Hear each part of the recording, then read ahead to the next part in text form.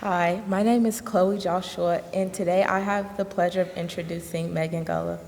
Megan is one of the sweetest people I know. If you walk past her, she never fails to give you a warm smile.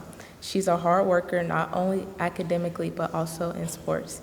She dominated the volleyball court until she transitioned into a coach for middle school volleyball.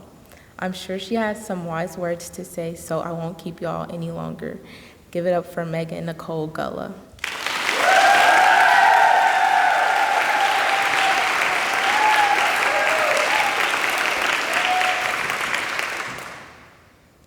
I absolutely hate the song, You Are My Sunshine, mainly because I think it's horrifically sad, but it also goes a bit deeper than that. In the very first memory I have of visiting my sister in the hospital, I can distinctly remember someone in the elevator humming that song. I was already terrified, as any self-respecting fourth grader would be, and I was only able to process hospitals as the source of death and despair. My sister has a chronic genetic disease called cystic fibrosis, or CF, that primarily affects the lungs and digestive system.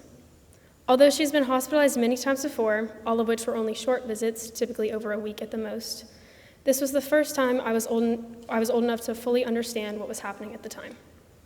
I remember her coming home from her quarterly CF clinic visit, which is when she sees all of her cystic fibrosis-related doctors, and simply stating, "Guess what? I'm being hospitalized," before running upstairs to pack her suitcase.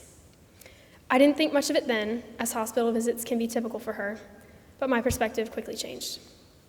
While my schedule changed pretty drastically at first, I didn't necessarily feel a difference. I would head to pursuits after school, and my mom would rush to pick me up after she got off work before we headed downtown to Le Bonheur Children's Hospital, only stopping to pick up dinner for my dad.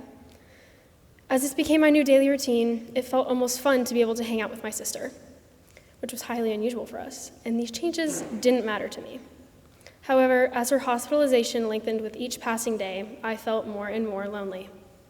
But it didn't stay that way for long. I remember randomly one day getting a hug from Leighton.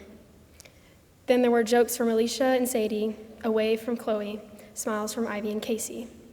These tiny gestures of kindness likely had been there all along, but even then, I was noticing them at just the right time. With each smile, wave, and hug from my classmates, I started to feel a little bit less lonely and a little bit more seen and loved. But I didn't really appreciate the love and care that I received from my classmates until I didn't have it anymore. My sister was hospitalized again at the beginning of the summer before my junior year. And because it was during the summer, I felt even more isolated. All of my friends were out of town that week, my dad was staying with my sister, and my mom had to be at work from basically sunup to sundown. I didn't have a car yet, so I couldn't go anywhere. I was quite literally and figuratively stuck.